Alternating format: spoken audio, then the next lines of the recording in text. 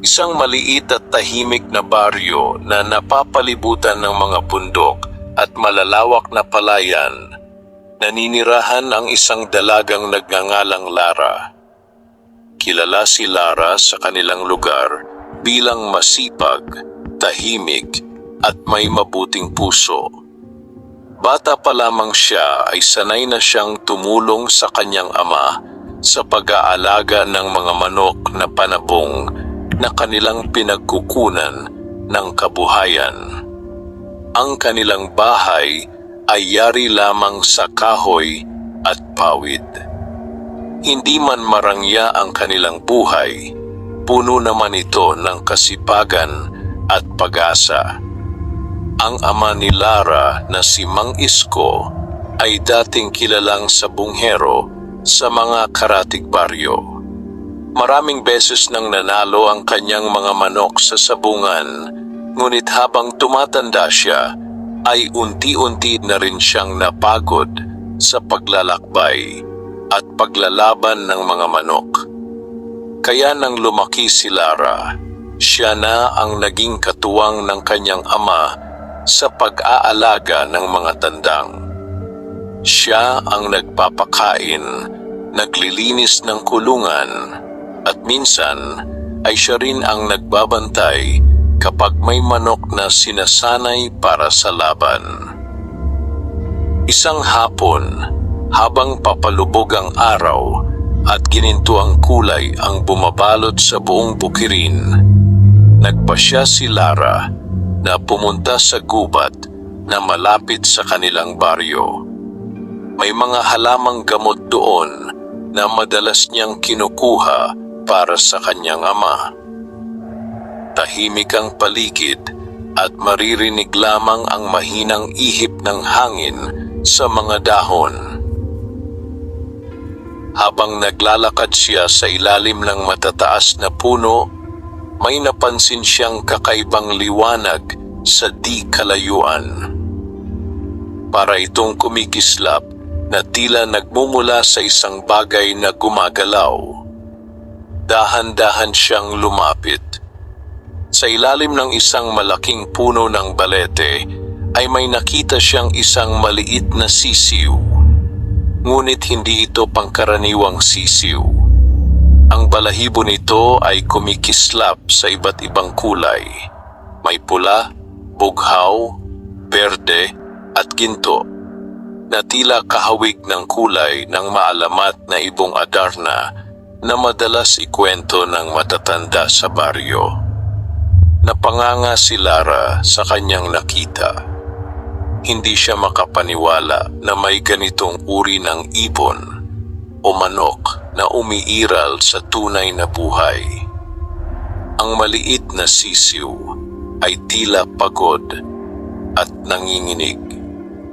Mukhang matagal na itong gumagala sa gubat.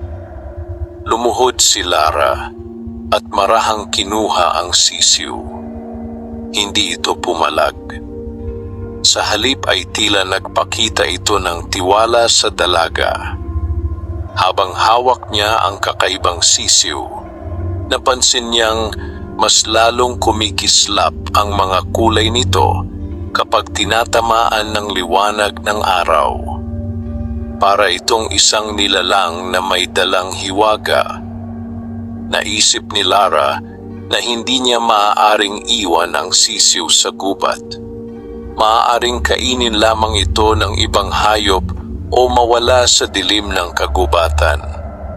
Kaya dahan-dahan niya itong inilagay sa loob ng kanyang dalang maliit na basket at nagpasya siyang iuwi ito sa kanilang bahay. Pagdating niya sa kanilang bakuran, ay agad siyang sinalubong ng kanyang ama. Napansin agad ni Mang Isko ang kakaibang kulay ng sisiw. Matagal itong tinitigan ng matanda. Sa buong buhay niya bilang tagapag-alaga ng mga manok panabong, ay ngayon lamang siya nakakita ng ganitong uri ng ibon. Ang mga balahibo nito ay parang pinaghalo-halong kulay ng bahaghari. Kapag gumagalaw ito ay tila nagliliwanag ang paligid. Hindi maipaliwanag ni Mang Isko kung bakit, ngunit may kakaiba siyang nararamdaman sa sisiw. Para bang may dala itong kapalaran. Napagdesisyunan nilang alagaan ang kakaibang sisiw. Araw-araw itong pinapakain ni Lara at maingat niyang inaalagaan. Hindi nagtagal ay mabilis itong lumaki. Ngunit habang lumalaki ito ay lalong nagiging kakaiba ang kanyang anyo. Ang mga balahibo nito ay lalong nagiging makulay at ang tindig nito ay parang isang tunay na mandirigma sa sabungan. Hindi rin ito karaniwang tandang. Napansin ni Mang Isko na kakaiba ang kilos nito. Matalas ang mga mata nito at tila mabilis nitong nauunawaan ang paligid. Minsan, habang naglalaro ang ibang tandang sa bakuran, sinubukan ng isa sa mga ito na hamunin ang makulay na manok. Sa isang iglap lamang ay napaatras ang kalabang tandang. Hindi man ito sinugatan. Malinaw na nakita ni Mang Isko ang bilis at lakas ng kakaibang manok. Doon nagsimulang magtaka ang matanda. Hindi ito ordinaryong manok panabong. Habang tumatagal ay kumalat ang balita sa baryo tungkol sa kakaibang manok ni Lara na may kulay na parang ibong Adarna. Maraming tao ang pumupunta sa kanilang bahay upang makita lamang ito. May ilan pang nagsasabing baka raw ito ay may dalang swerte. May iba namang nagsasabing baka ito ay isang nilalang na may hiwagan na galing sa gubat. Ngunit para kay Lara, isa lamang itong manok na natagpuan niya sa gubat at naging bahagi na ng kanilang buhay. Hindi niya alam na ang maliit na sisiw na iyon ang magdadala sa kanya sa isang serye ng mga pangyayaring magbabago sa kanyang kapalaran. Isang araw, isang kilalang sabongero mula sa kabilang bayan ang nakarinig tungkol sa makulay na manok. Nagpunta ito sa kanilang bahay at nag-alok ng malaking halaga kapalit ng kakaibang tandang. Ngunit mariing tumanggi si Lara. Para sa kanya, ang manok na iyon ay hindi lamang isang panabong. Ito ay isang nilalang na kanyang inalagaan mula nang ito ay maliit pa lamang.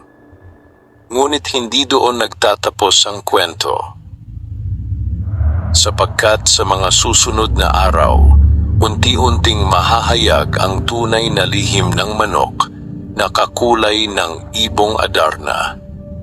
At kasabay nito ay magsisimula ang isang kakaibang paglalakbay ni Lara sa mundo ng sabong, kapalaran, at mahiwagang mga pangyayari. Lumipas ang ilang buwan mula nang matagpuan ni Lara ang kakaibang sisiw sa kagubatan. Ngayon ay isa na itong ganap na tandang nakahanga-hanga ang anyo. Sa tuwing sumisiklab ang liwanag ng araw sa umaga, ang mga balahibo nito ay kumikislap sa iba't ibang kulay, pula, berde, bughaw at ginto, na tila ba may sariling liwanag. Dahil sa kakaibang anyo nito, tinawag ni Lara ang manok na Adarno. Hindi naglaon ay lalong napansin ng mga taga-baryo ang lakas at tikas ng tandang. Hindi ito madaling matakot. Sa tuwing may ibang tandang na lumalapit sa kanya sa kulungan, agad itong nagiging alerto. Ang tindig nito ay parang isang mandirigmang handang lumaban anumang oras. Isang umaga, habang nagpapakain si Lara sa mga manok sa kanilang bakuran, napansin niya ang kanyang ama na matagal na nakatingin kay Adarno. May malalim na iniisip si Mang Isko. "Anak," sabi niya habang nakapulupot ang mga kamay sa bakod ng kulungan, "sa tingin ko handa na ang manok na iyan." Napatingin si Lara sa ama. Matagal na niyang naiisip na darating ang araw na iyon.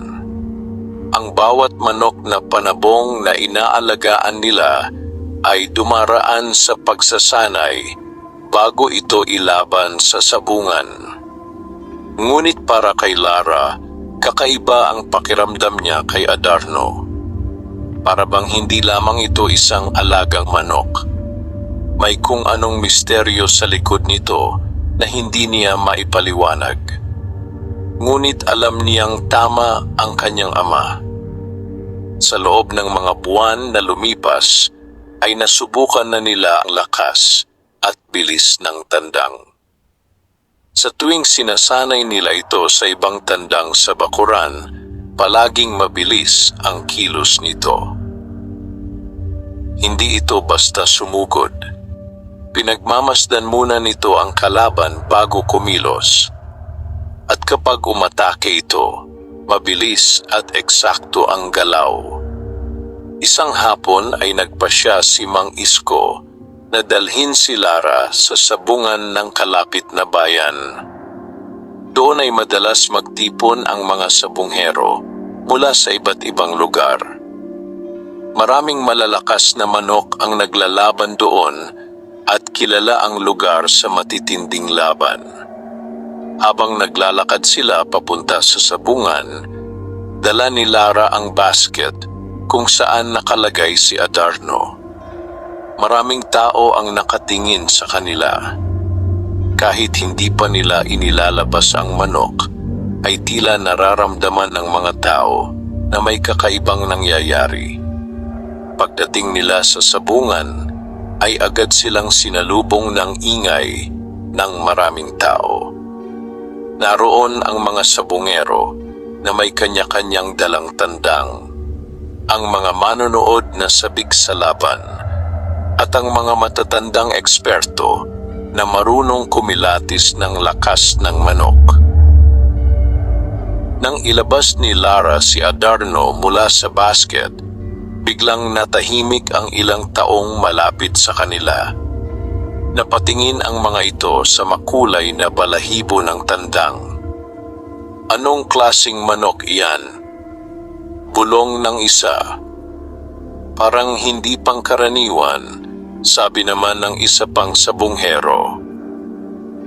Mabilis na kumalat ang balita sa loob ng sabungan na may dumating na kakaibang manok na kakulay ng ibong Adarna. Hindi nagtagal ay may lumapit na isang matandang sabunghero na kilala sa lugar. Matagal na siyang nag-aalaga at naglalaban ng mga tandang at bihira siyang humanga sa mga bagong manok. Ngunit nang makita niya si Adarno ay napahinto siya.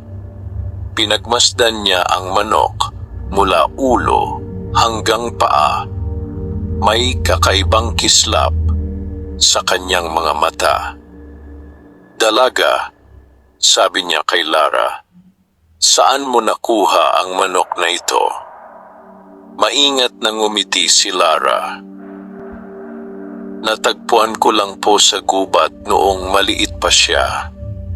Natahimik ang matanda. Para bang may naalala siya. Ngunit hindi na siya nagsalita pa. Sa halip ay tumango lamang siya at naglakad palayo. Hindi nagtagal ay may isang sabunghero ang lumapit upang hamunin ang manok ni Lara sa isang laban. Ang kalaban ay isang malaking pulang tandang na kilala sa sabungan dahil sa lakas nito. Marami na itong napanalong laban at kinatatakutan ng ibang manok. Napatingin si Lara sa kanyang ama. Tahimik na tumango si Mang Isko. Panahon na. Dahan-dahang inilagay ang dalawang tandang sa gitna ng arena. Maraming tao ang nagtipon sa paligid. Ang iba ay nagbubulungan. Ang iba ay nag-aabang kung ano ang mangyayari sa kakaibang manok na may makukulay na balahibo. Sa unang sandali ay nagmasid lamang si Adarno sa kanyang kalaban. Ang pulang tandang naman ay agad na nagpakita ng agresibong galaw.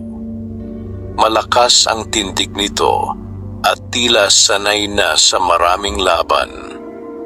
Ngunit hindi gumalaw si Adarno. Tahimik lamang itong nakatingin. Maya-maya ay sumugod ang pulang tandang. Ngunit sa isang iglap ay nakaiwas si Adarno. Napakabilis ng kanyang galaw. Hindi inaasahan ng kalaban ang bilis nito. Sa mga sumunod na sandali ay tila nagbago ang ihip ng hangin sa arena. Ang manok ni Lara ay kumikilos na parang alam na alam nito ang bawat galaw ng kalaban. Mabilis itong umiwas. Mabilis itong umatake.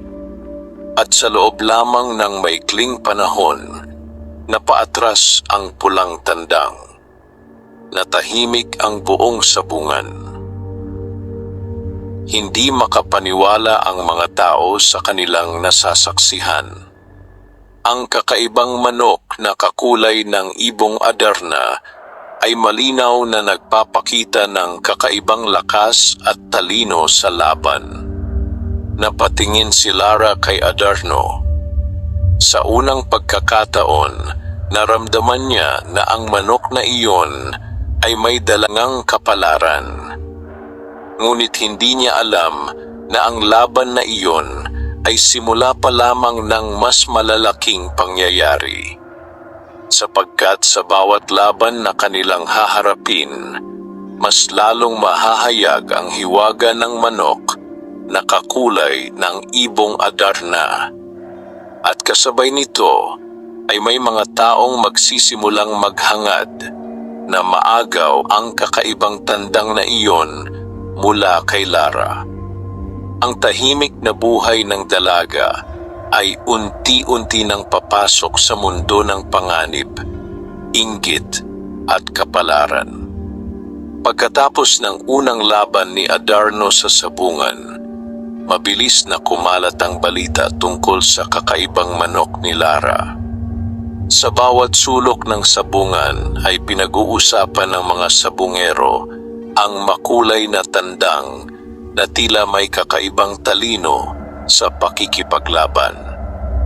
Hindi lamang ang bilis ng kanyang galaw ang napansin ng mga tao, kundi pati ang kakaibang paraan ng kanyang pag-atake. Para bang iniisip muna nito ang bawat kilos bago sumugod sa kalaban. Sa gitna ng sabungan ay nakatayo si Lara habang hawak ang kanyang tandang. Nararamdaman niya ang maraming matang nakatingin sa kanila. Ang iba ay puno ng paghanga, ngunit ang iba naman ay may bahid ng pagdududa at inggit. Lumapit si Mang Isko sa kanyang anak. Tahimik niyang pinagmasdan si Adarno na ngayon ay tila kalmado lamang matapos ang laban. Ang mga balahibo nito ay kumikislap pa rin sa ilalim ng liwanag ng araw at ang mga kulay nito ay lalo pang lumilitaw habang gumagalaw ito. Hindi ordinaryong manok iyan, mahinang sabi ni Mang Isko. Napatingin si Lara sa kanyang ama.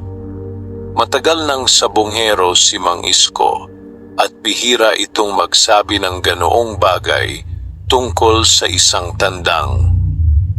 Napansin mo ba, patuloy ng matanda, parang alam niya kung kailan gagalaw ang kalaban.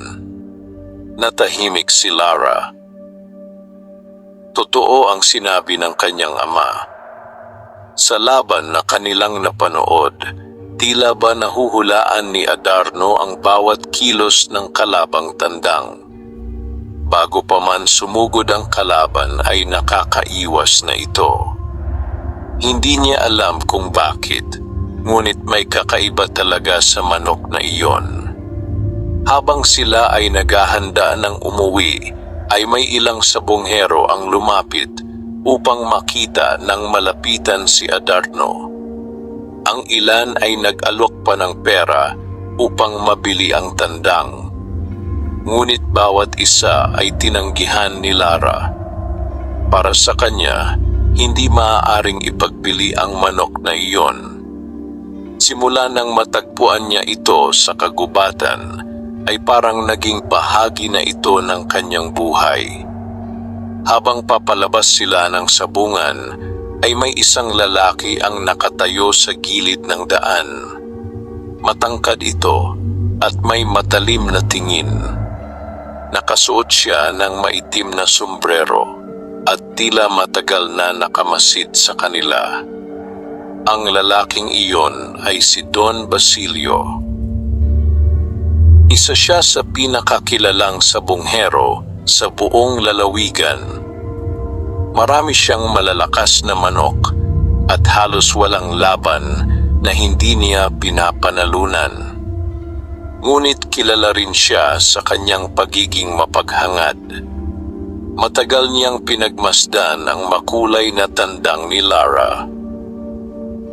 Sa kanyang karanasan sa sabong, alam niyang hindi pangkaraniwan ang manok na iyon. Lumapit siya sa mag-ama. "Magandang araw," sabi niya sa mahinahong tinig. Napatingin si Mang Isko sa kanya at agad niya itong nakilala. "Don Basilio," sagot ng matanda. Ngumiti ang lalaki at tumingin kay Lara. "Iyan ba ang manok na pinag-uusapan sa sabungan?" Tahimik na tumango si Lara. Pinagmasdan ni Don Basilio si Adarno. Ang kanyang mga mata ay tila nagliliwanag habang nakikita ang makukulay na balahibo ng tandang. "Ikaw ba ang nag-aalaga sa kanya?" tanong niya kay Lara. "Opo," sagot ng dalaga. Sandaling natahimik ang lalaki bago muling nagsalita. "Kung ibebenta mo ang manok na iyan, handa akong magbayad ng malaking halaga." Nagkatinginan si Lara at ang kanyang ama. Hindi ito ang unang beses na may nag-alok ng pera para sa manok. Ngunit ang alok ni Don Basilio ay tiyak na napakalaki. Gayunpaman, matatag ang sagot ni Lara. "Pasensya na po, hindi ko po siya ibinebenta." Bahagyang nagbago ang ekspresyon ni Don Basilio, ngunit agad din itong napalitan ng isang pilit na ngiti. "Sayang," sabi niya. "Ang ganitong manok ay maaaring magdala ng maraming panalo sa sabungan." Hindi na nagsalita pa si Lara. Pagkatapos ng maikling pag-uusap ay nagpaalam na ang lalaki at naglakad palayo. Ngunit habang siya ay papalayo, ay muli siyang napalingon kay Adarno. May kakaibang kislap sa kanyang mga mata. Samantala, habang naglalakad pa uwi ang mag-ama, napansin ni Lara na tahimik ang kanyang ama. May iniisip ito. "Ano po ang iniisip ninyo, ama?" tanong ni Lara. Uminto si Mang Isko sa paglalakad at tumingin sa kanyang anak. "Mag-ingat tayo," sabi niya. Hindi agad naintindihan ni Lara ang ibig sabihin nito. "Bakit po?" "Kapag may kakaibang bagay na nagdadala ng swerte," paliwanag ng matanda, "maraming tao ang gustong umangkin nito." Napatingin si Lara kay Adarno na tahimik lamang na nakadapo sa kanyang mga braso. Sa sandaling iyon ay hindi pa niya lubos na nauunawaan ang babala ng kanyang ama. Hindi niya alam na sa mga susunod na araw ay darami ang mga taong magtatangkang kunin ang manok na kakulay ng ibong Adarna.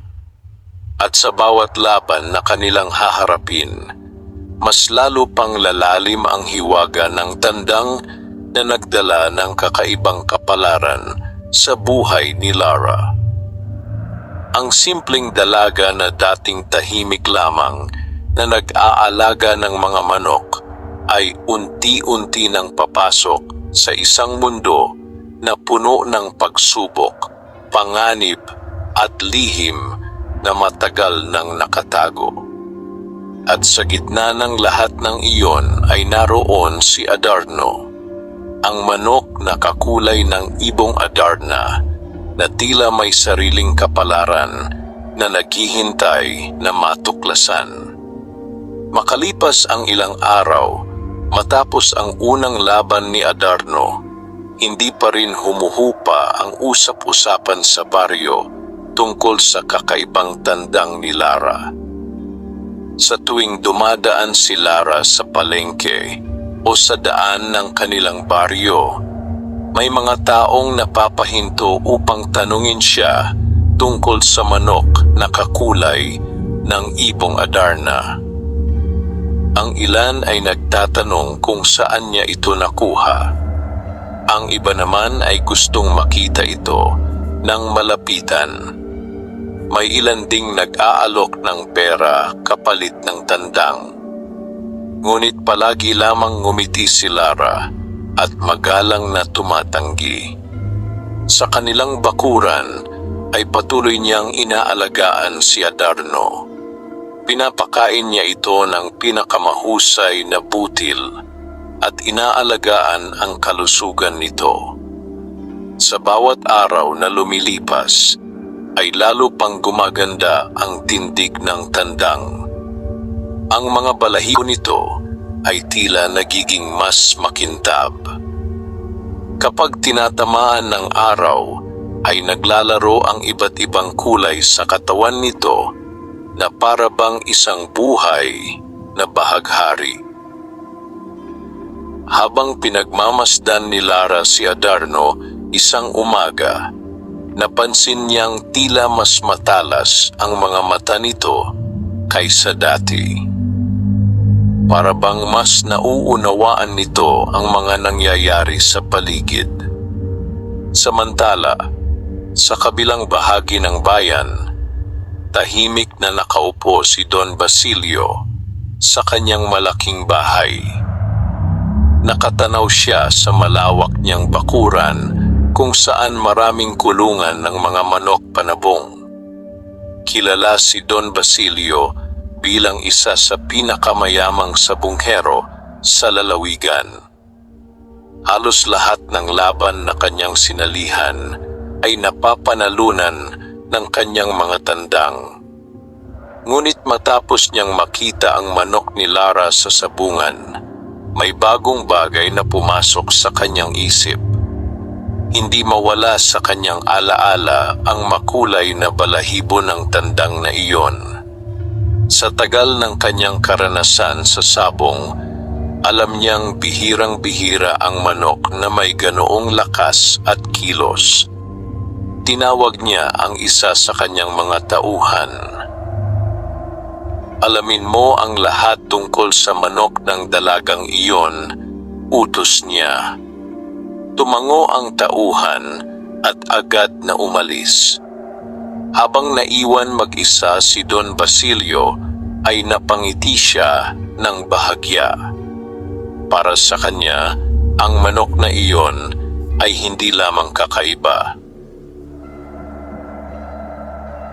Isa itong kayamanan na maaaring magbigay sa kanya ng higit pang kapangyarihan sa mundo ng sabong. Samantala, sa baryo ni Lara ay tahimik ang gabi. Ang hangin ay malamig at ang buwan ay maliwanag sa kalangitan. Habang nagpapahinga ang mga tao sa kanilang mga bahay, si Lara ay abala pa rin sa pagtingin sa kanilang mga manok. Isa-isa niyang sinuri ang mga kulungan upang masigurong ligtas ang lahat. Nang dumaan siya sa kulungan ni Adarno, ay napansin niyang gising pa rin ang tandang. Tahimik itong nakatayo at tila may pinakikinggan sa dilim ng gabi. Napansin ito ni Lara. Lumapit siya sa kulungan at marahang hinaplos ang balahibo ng manok. Hindi nagtagal ay kumalma si Adarno at dahan-dahang umupo sa loob ng kulungan. Ngunit hindi napansin ni Lara na sa malayong bahagi ng bakuran ay may isang taong nakamasid sa kanila mula sa likod ng mga puno. Isang lalaki ang nakatayo sa dilim. Isa siya sa mga tauhan ni Don Basilio. Tahimik niyang pinagmasdan ang makulay na tandang. Sa liwanag ng buwan ay kitang-kita ang kakaibang kulay ng mga balahibo nito. Matagal siyang nakatingin bago siya dahan-dahang umatras at umalis sa lugar.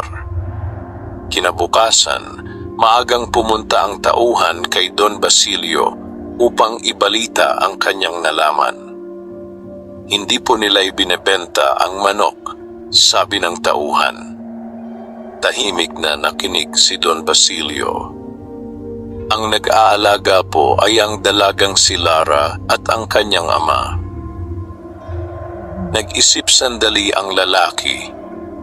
Hindi siya sanay na tinatanggihan kapag may gusto siyang bilhin. Ngunit hindi rin siya agad sumusuko. Kung hindi nila ibebenta, sabi niya sa malamig na tinig, may iba pang paraan. Samantala, walang kamalay-malay sina Lara at Mang Isko sa mga balak ng lalaki. Patuloy lamang ang kanilang simpleng buhay. Ngunit napansin ni Mang Isko na mas marami ng taong pumupunta sa kanilang bahay upang makita si Adarno. May ilan pang nagmumungkahi na ilaban muli ang tandang sa mas malaking sabungan sa bayan. Isang araw, habang nakaupo sila sa harap ng kanilang bahay, nagsalita si Mang Isko.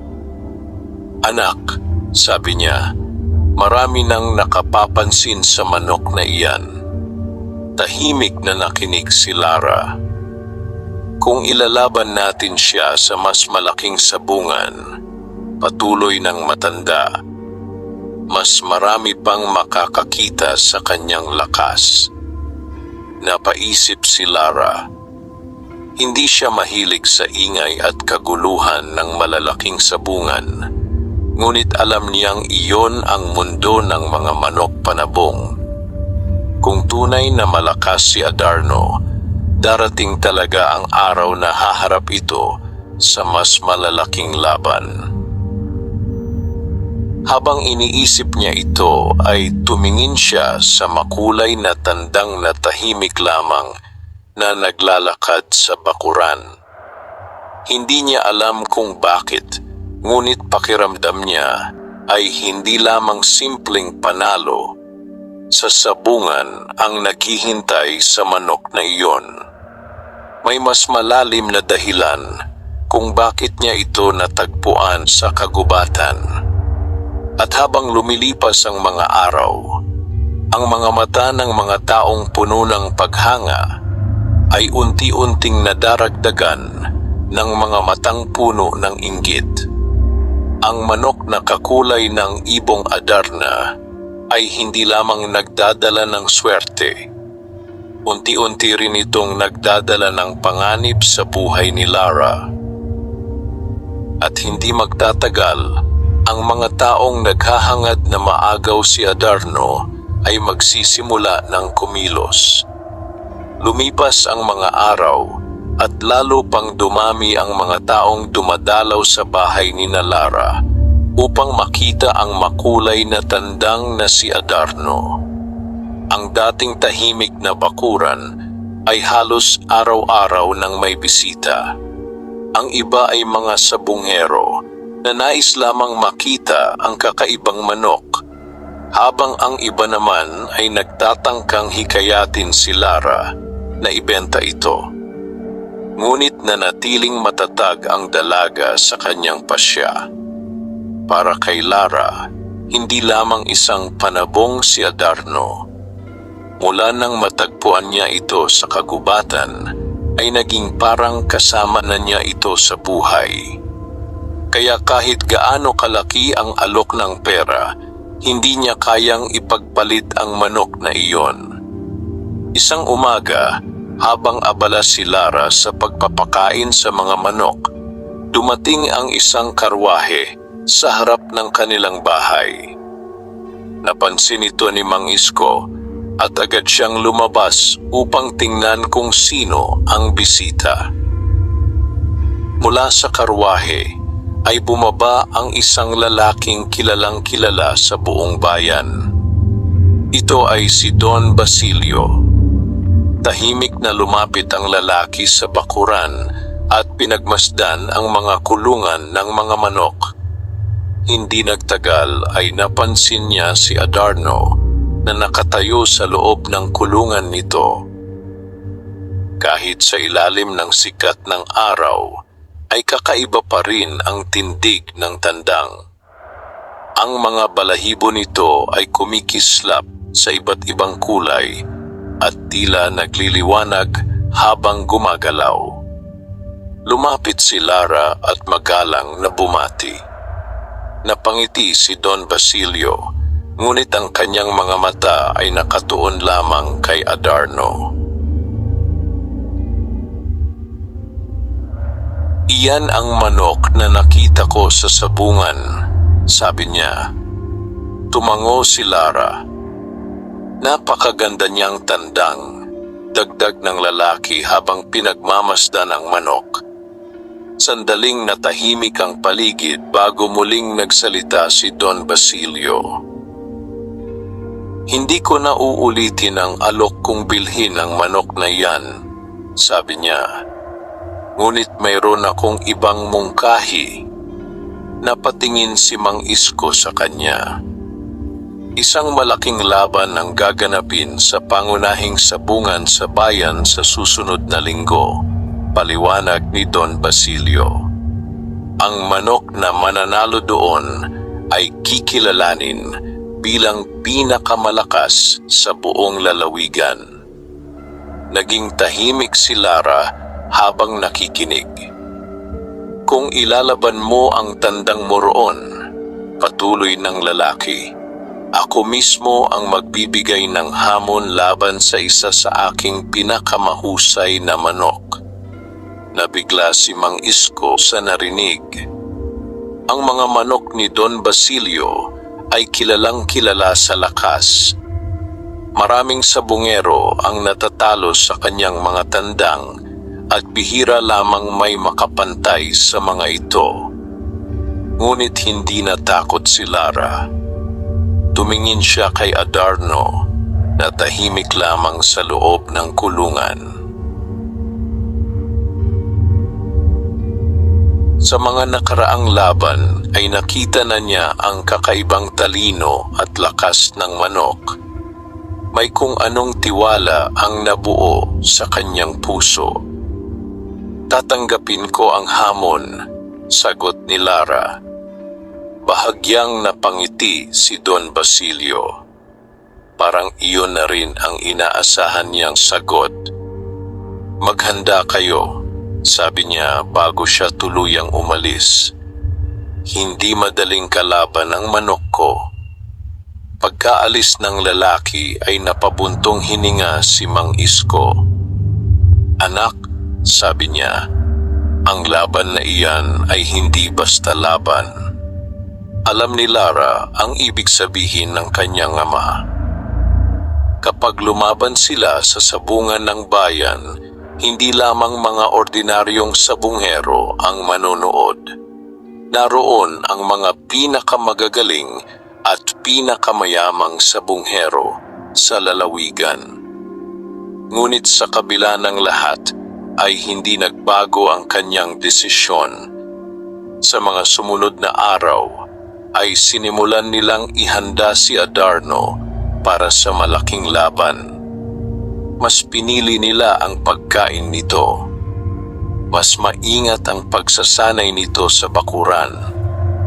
Tinitiyak nilang malakas at handa ang tandang sa araw ng laban.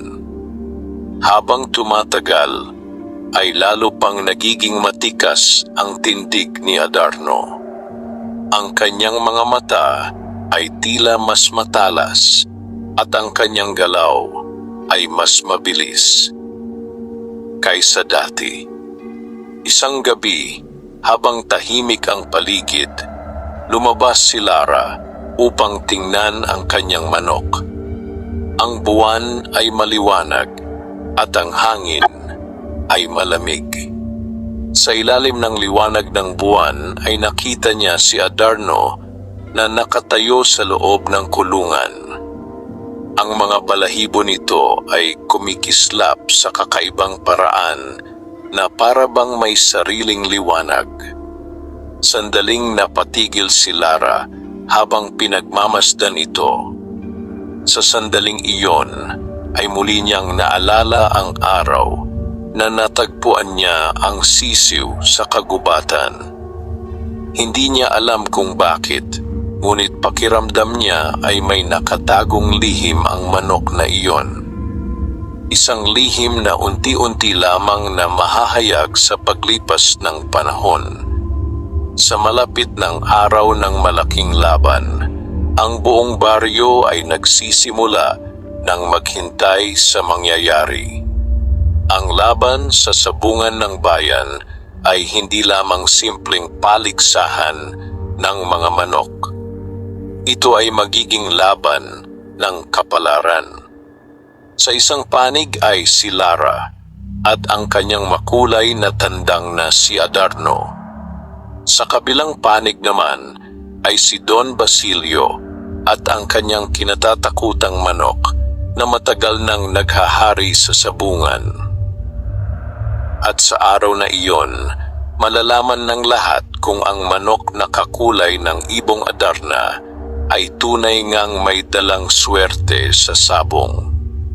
Dumating ang araw na hinihintay ng maraming sabungero sa buong lalawigan. Maaga pa lamang ay puno na ng tao ang malaking sabungan sa bayan. Mula sa iba't ibang baryo ay dumating ang mga sabungero, manunood at mga taong nais makita ang laban na matagal nang pinag-uusapan. Ang hamon ni Don Basilio laban sa manok ni Lara ay naging sentro ng usapan sa loob ng maraming araw. Marami ang nagtataka kung kakayanin ng makulay na tandang ang lakas ng manok ng kilalang sabungero. Habang unti-unting napupuno ang sabungan, ay dumating sina Lara at Mang Isko. Tahimik silang naglakad papasok habang dala ni Lara ang basket na kinalalagyan ni Adarno. May ilang taong agad na nakapansin sa kanila. Hindi nagtagal ay kumalat na sa sabungan ang balita na dumating na ang manok na kakulay ng ibong Adarna. Lumapit ang ilang sabungero upang makita ito. Nang buksan ni Lara ang basket, ay agad na nasilayan ng mga tao ang makulay na balahibo ni Adarno. Kahit sa loob ng sabungan, ay tila kumikislap ang iba't ibang kulay sa katawan nito. May mga taong napailing sa paghanga. May ilan namang nagbulungan na tila hindi makapaniwala sa kanilang nakikita. Samantala, sa kabilang bahagi ng sabungan, ay dumating si Don Basilio kasama ang kanyang mga tauhan. Bitbit nila ang isang malaking pulang tandang na kilala sa pangalan na Bagyong Pula. Ang tandang na iyon ay maraming beses nang nanalo sa sabungan. Malakas ang katawan nito at matalas ang mga mata. Maraming sabungero ang takot humarap sa manok na iyon dahil sa dami ng laban na naipanalo nito. Nang makita ng mga tao ang pagdating ni Don Basilio, ay lalo pang naging maingay ang sabungan. Hindi nagtagal ay inanunsyo na ng tagapangasiwa ang laban. Ang mga tao ay nagsimulang pumuwesto sa paligid ng arena. Tahimik na inilabas ni Lara si Adarno mula sa basket. Ang makulay na tandang ay agad na tumayo ng matikas. Ang kanyang mga balahibo ay kumikislap habang tinatamaan ng liwanag. Sa kabilang panig naman ay inilabas ang bagyong pula. Agad nitong ipinakita ang lakas ng katawan nito. Malakas ang bawat hakbang nito at malinaw na sanay na ito sa maraming laban. Sa gitna ng arena ay dahan-dahang inilapit ang dalawang tandang. Ang buong sabungan ay tila napuno ng pananabik. Nakatayo si Lara sa gilid ng arena habang pinagmamasdan si Adarno. Tahimik lamang ang tandang, ngunit ang mga mata nito ay nakatuon sa kalaban. Sa kabilang panig ay nakamasid si Don Basilio. May kumpiyansa ang kanyang mukha dahil sa tiwala niya sa lakas ng kanyang manok. Nang magsimula ang laban, ay agad na sumugod ang bagyong pula. Sanay itong umatake ng mabilis upang agad mapahina ang kalaban. Ngunit sa isang iglap ay nakaiwas si Adarno. Napakabilis ng galaw nito na halos hindi nakita ng mga tao ang pag-iwas. Muling sumugod ang pulang tandang. Ngunit muli itong naiwasan ni Adarno. Sa bawat galaw ng kalaban ay tila alam na ng makulay na tandang kung saan ito gagalaw. Unti-unting napansin ng mga tao ang kakaibang estilo ni Adarno. Hindi ito nagmamadali. Pinag-aaralan nito ang kalaban bago umatake. At nang dumating ang tamang sandali, ay mabilis itong sumugod. Ang galaw nito ay eksakto at malakas. Sa loob lamang ng ilang sandali, ay napaatras ang bagyong pula. Nagbulungan ang mga tao sa paligid ng arena. Hindi nila inaasahan na ang kilalang manok ni Don Basilio ay mahihirapan sa laban. Mas lalo pang naging seryoso ang mukha ng sabungero habang pinagmamasdan ang nangyayari. Samantala, si Lara ay tahimik lamang na nakamasid. Hindi niya inaalis ang tingin kay Adarno. Sa kanyang puso ay nararamdaman niya na may kakaibang lakas ang tandang. Ang laban ay nagpatuloy ng ilang sandali pa. Ngunit sa huli ay malinaw sa lahat ng nanonood kung sino ang nangingibabaw sa arena. Sa isang mabilis na galaw ay napaatras si Bagyong Pula at hindi na ito nakalaban pa. Natahimik ang buong sabungan sa loob ng ilang sandali. Pagkatapos ay biglang umaling-aungaw ang sigawan ng mga tao. Nanalo ang manok ni Lara. Ang makulay na tandang nakakulay ng ibong Adarna ay nagtagumpay laban sa pinakakinatatakutang manok ni Don Basilio. Sa gitna ng sigawan ng mga tao ay tahimik lamang na nakatayo si Lara habang hawak si Adarno. Sa unang pagkakataon ay nakita ng buong sabungan ang tunay na lakas ng kakaibang tandang. Ngunit sa kabilang panig ng arena ay tahimik na nakatingin si Don Basilio. Hindi siya sumigaw o nagpakita ng galit. Sa halip ay nanatili siyang nakatitig kay Adarno. Sa kanyang isip ay lalo lamang tumibay ang kanyang paniniwala. Ang manok na iyon ay hindi pangkaraniwan. At sa kabila ng pagkatalo niya sa laban, mas lalo lamang niyang ginustong mapasakamay ang tandang nakakulay ng ibong Adarna. Samantala, hindi pa alam ni Lara na ang panalo na iyon ay simula pa lamang ng mas malalaking pangyayari na darating sa kanilang buhay. Ang tagumpay ni Adarno sa sabungan ay nagbukas ng pintuan sa mas maraming laban, mas maraming taong maghahangad sa kanya, at mas malalim na hiwaga na nakatago sa pinagmulan ng makulay na tandang. Pagkatapos ng malaking laban sa sabungan ng bayan, ay halos buong lalawigan na ang nakarinig tungkol sa manok ni Lara na kakulay ng ibong Adarna. Ang tagumpay ni Adarno laban sa Bagyong Pula ay naging usap-usapan ng mga sabonghero at ng mga karaniwang tao.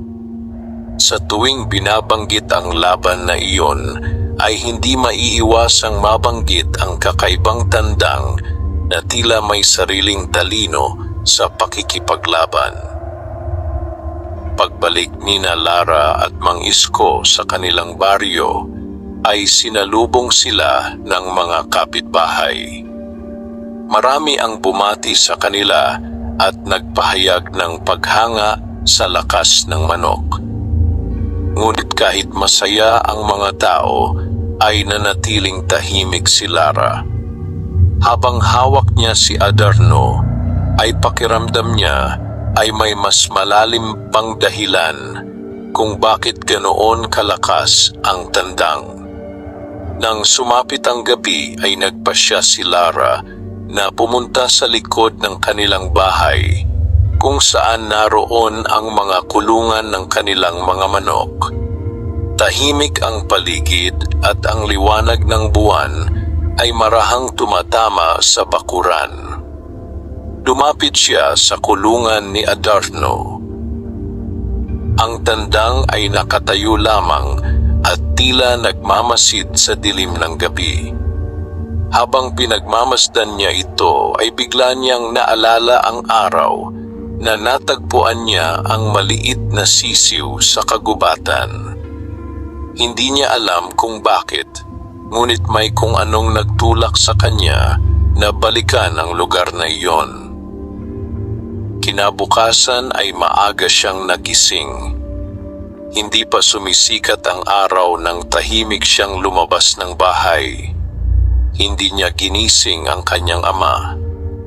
Dala lamang niya ang isang maliit na basket at naglakad siya patungo sa kagubatan kung saan niya unang nakita ang kakaibang sisiw. Ang hangin sa kagubatan ay malamig at ang mga dahon ay marahang gumagalaw sa bawat ihip ng hangin. Habang naglalakad si Lara, ay unti-unting bumabalik sa kanyang alaala ang araw na iyon.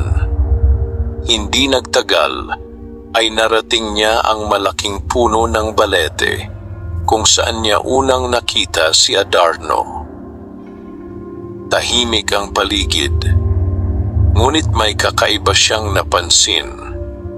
Sa paanan ng puno ay may mga makukulay na balahibo na nakakalat sa lupa. Napahinto si Lara at dahan-dahang lumapit. Ang mga balahibo ay may parehong kulay ng balahibo ni Adarno. Pula, bughaw, berde at ginto. Habang pinagmamasdan niya ang mga ito ay may narinig siyang mahinang kaluskos mula sa likod ng puno. Napalingon siya. Mula sa likod ng malaking puno ay lumabas ang isang matandang babae na nakasuot ng lumang damit. Mahaba ang kanyang buhok at ang kanyang mga mata ay tila matagal nang nakamasid sa paligid. Nagulat si Lara sa kanyang nakita. Hindi niya inaasahan na may ibang tao sa gitna ng kagubatan. Tahimik na lumapit ang matandang babae. "Alam kong babalik ka rito," sabi nito sa mahinang tinig. Nagulat si Lara sa sinabi ng matanda. "Ako po ba ang kinakausap ninyo?" tanong niya. Tumango ang matandang babae. "Ang manok na inalagaan mo ay hindi pangkaraniwan," sabi nito. Napatingin si Lara sa mga balahibong nasa lupa. "Siya ang natagpuan ko rito noong maliit pa siya," sagot ng dalaga. Ngumiti ng bahagya ang matanda. "Hindi mo siya basta natagpuan," sabi niya. Nagtaka si Lara. "Ano po ang ibig ninyong sabihin?" Tumingin ang matanda sa malaking puno ng balete. "Maraming taon na ang nakalipas," paliwanag niya. "May isang ibon na nanirahan sa kagubatang ito. Isang ibon na may mga balahibong kasing kulay ng bahaghari." Tahimik na nakinig si Lara. "Ang ibong iyon ay bihirang makita ng tao," patuloy ng matanda. Ngunit sinasabi ng mga matatanda na ang sinumang makatagpo sa supling nito ay magkakaroon ng kakaibang kapalaran. Biglang bumilis ang tibok ng puso ni Lara. Naalala niya ang makulay na sisiw na kanyang natagpuan. "Tinutukoy po ba ninyo ang ibong Adarna?" tanong niya. Hindi sumagot agad ang matandang babae. Sa halip ay ngumiti lamang ito at tumingin sa kalangitan na unti-unting nagliliwanag dahil sa pagsikat ng araw. "Ang manok na inaalagaan mo," sabi niya, "ay may dugong nagmula sa mahiwagang ibon na iyon." Napatigil si Lara sa kanyang narinig. Hindi niya alam kung ano ang sasabihin. Bigla niyang naalala ang kakaibang talino at lakas ni Adarno sa sabungan. Kung totoo ang sinasabi ng matanda, may dahilan kung bakit ganoon ang kakayahan ng kanyang tandang. Ngunit bago pa siya makapagtanong muli, ay napansin niyang naglalakad na palayo ang matandang babae.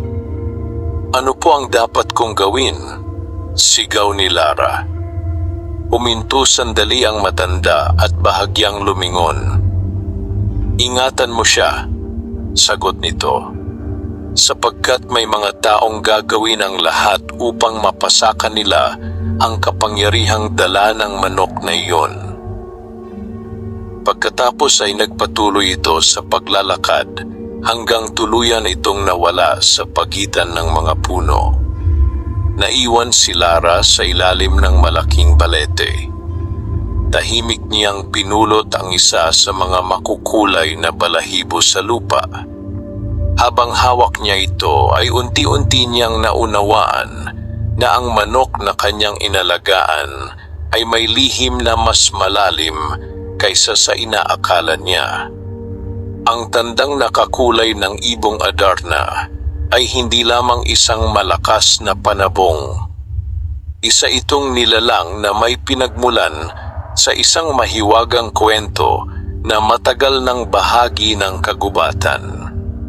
At habang lumalalim ang lihim na iyon, mas lalo ring lumalapit ang panganib na maaaring magbago sa kapalaran ni Lara. Pagbalik ni Lara mula sa kagubatan, ay mabigat ang kanyang iniisip.